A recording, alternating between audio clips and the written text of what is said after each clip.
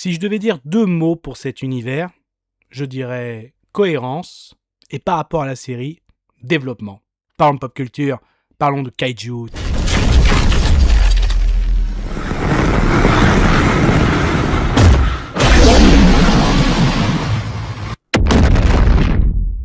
Salut à tous, c'est Fab et Desgarmat sur ma chaîne et aujourd'hui on va parler d'une saison 2 d'un univers. Alors déjà l'univers du Monsterverse qui a commencé, s'est beaucoup développé au cinéma et il y a une série canon donc sur Netflix, donc Skull Island. Mais là on va parler de la saison 2 de la série Monarch. Donc avec Monarch, on est servi au niveau des titans, au niveau de la science-fiction, entre voyage à travers le temps, voyage à travers les failles, les flashbacks, ça c'est clair. On en a plein les yeux. Au niveau qualité aussi, ça c'est clair. Il faut rendre à César ce qui est à César. Merci Apple TV. Donc notamment quand tu obtiens les droits du Monsterverse, de faire une série qualité. Après, j'ai envie de dire, faut faire attention parce que pour moi, si la série devient au-dessus des films cinéma, il y a un problème. Donc c'est pour ça aussi qu'il y a peut-être, beaucoup vont le dire, un cran en dessous. Et pour moi, c'est normal. Donc pas faire de l'ombre justement à l'univers cinématographique. Là, on reste canon à l'univers, mais ça reste une série, ça c'est sûr. On peut pas avoir du monstre, je sais qu'il y en a qui vont dire ouais, ils aimeraient avoir 10 épisodes de monstres de combat, c'est pas possible non plus. Donc là justement on va développer, on va dire l'équipe qu'on a découvert à la saison 1, donc à savoir l'origine de Monarch, ça c'était les flashbacks, et en même temps les événements après Godzilla en fait, le fameux événement de 2014. Donc là c'était intéressant aussi de voir les deux enfants, donc entre la demi-sœur et le demi-frère, qui cherchaient leur père, et donc là il y a eu un lien justement avec ces titans, et aussi justement les créateurs de Monarch, notamment Lee qu'on voit en version un peu plus âgé. On a découvert pourquoi, parce que lui aussi il a fait un petit voyage, donc et à la fin de cette saison 1, tout le monde était réuni sur Skull Island, et du coup saison 2, qui dit Skull Island dit oui, Kong. Là forcément on voit les débuts de Kong, on a du Kong plein la vue, c'est excellent, pour moi il n'y a rien à dire, quand je dis qualité, je suis en plein dedans. On va dire que pas un antagoniste, on pourrait le prendre comme un antagoniste, pour moi c'est non, là ça reste que mon avis.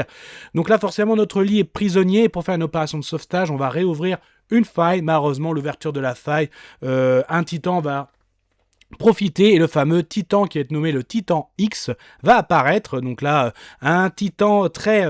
on va dire pour le décrire, tentaculaire, on peut trouver une inspiration du Kraken. Ça fait penser justement à un ennemi que déjà Kong a combattu. C'est dans la fameuse série d'animation disponible sur Netflix. Kong est vraiment pas content.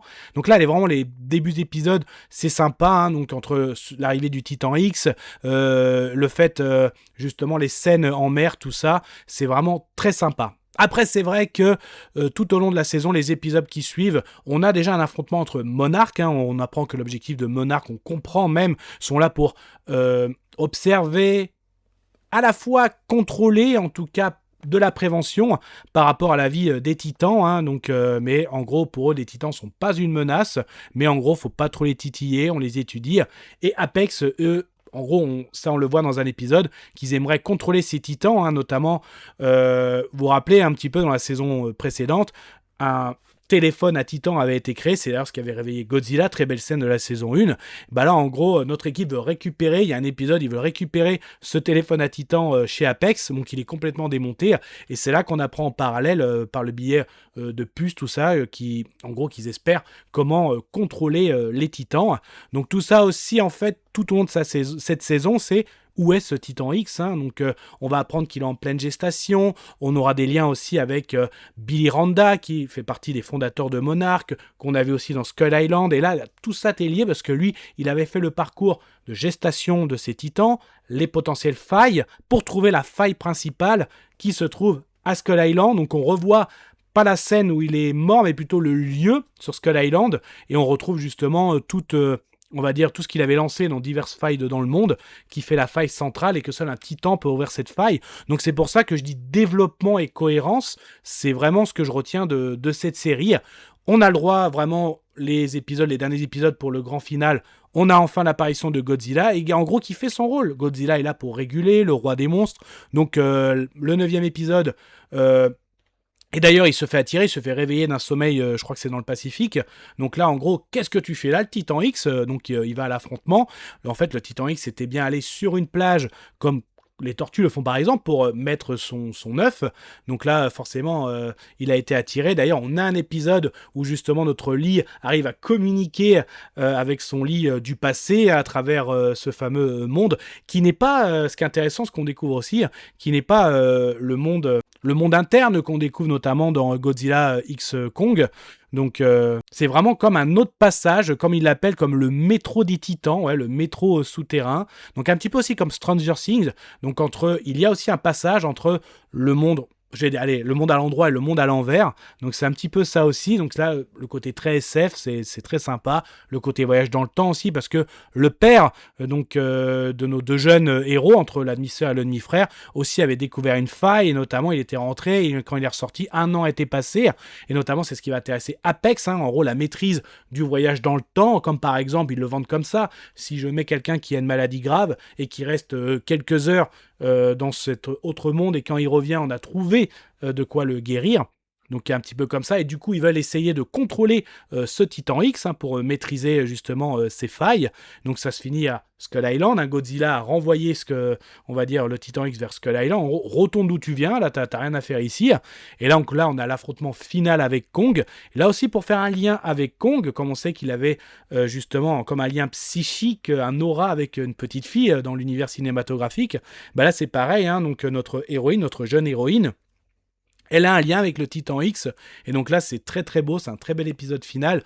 Donc on a le droit à ce combat entre le Titan X et Kong, et après justement, une fois qu'elle arrive à récupérer son œuf, donc on a le lien, tout ça. Donc là c'est vraiment super, oui, il y a de l'émotion, et justement, et même on a un teasing pour une saison 3 ou un lien avec le cinéma, c'est l'arrivée d'un nouveau Titan au niveau du volcan. Du coup, notre Rodan des volcans, donc est-ce que ce sera un lien avec les films? Est-ce que ce sera le teasing pour une saison 3?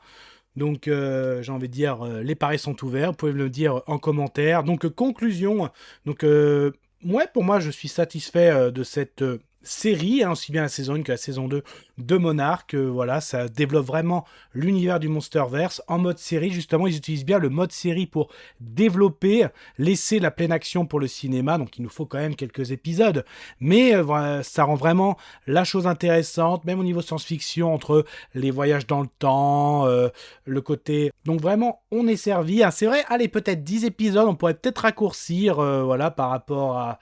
Donc certes, les épisodes du milieu donnent du détail, mais je pense qu'on pourrait peut-être les raccourcir un petit peu. Quand même, si j'ai un conseil à vous donner, oui, pour moi, je conseille de la regarder d'une traite. Voilà, c'est vrai qu'il y a cet effet longuet par rapport à justement ce ventre mou que certains pourraient considérer. Donc moi je conseille, s'il faudrait la regarder, c'est d'une traite, voilà, se faire la saison 1, puis après la saison 2. Donc voilà, puis ça donne vraiment envie de se refaire Kong Skull Island, ou même justement les premiers films Godzilla. Voilà. Donc c'est vraiment ça. Est-ce que c'est un signe que ça marche quand tu as envie de revoir les films? Bah pour moi, c'est oui. Donc c'est un grand oui.